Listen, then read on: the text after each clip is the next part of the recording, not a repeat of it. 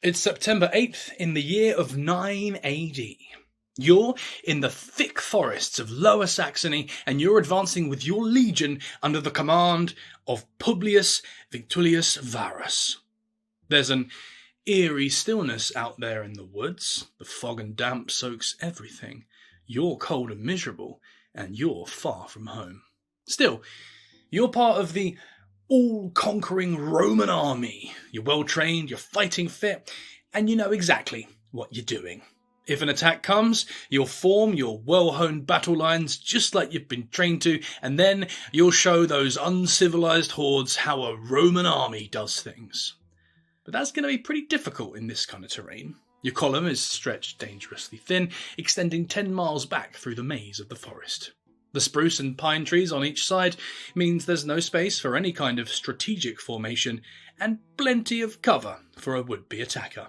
The first thing you hear is the whistle of the incoming javelins, followed by the groans and gurgles of your comrades as they sink to the ground.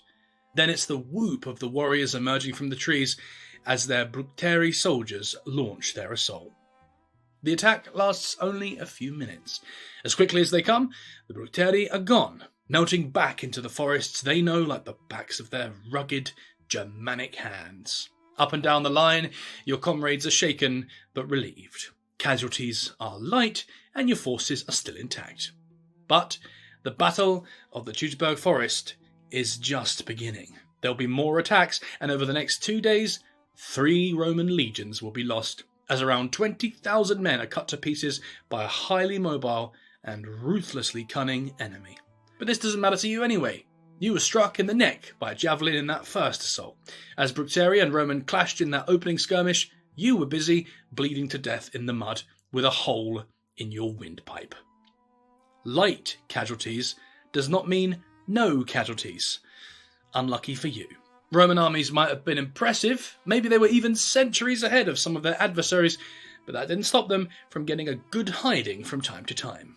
Roman soldiers were not impervious supermen, and plenty died while out on campaign. Today, we're looking at why there's a good chance that you, or I, would have ended up amongst those dead. Before we get into it, we need to first address a big issue here, and that is the status of ancient Rome and its military. Rome was a true superpower in the ancient world. For centuries, the Romans were the dominant force in Europe, North Africa, and the Middle East. At its great expanse, the Roman Empire was enormous, stretching from Portugal to Iran.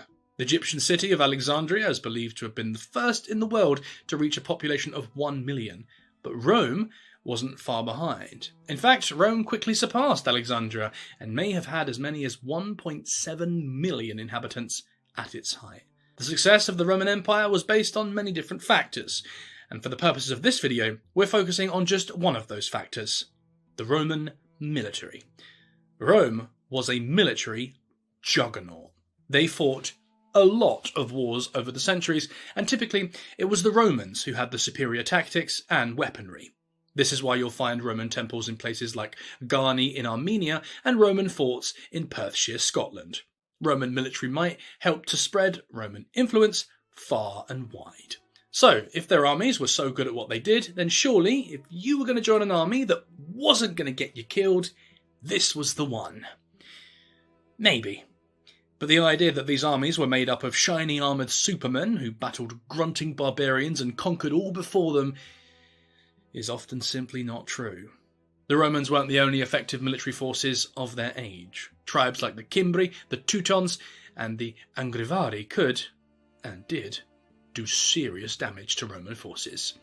Beyond the fringes of Europe, powers like the Persian Parthian Empire and the Carthaginian Empire of North Africa were real and serious rivals to Rome's military prowess. So there were plenty of threats to Roman supremacy and more crushing Roman defeats than you might expect.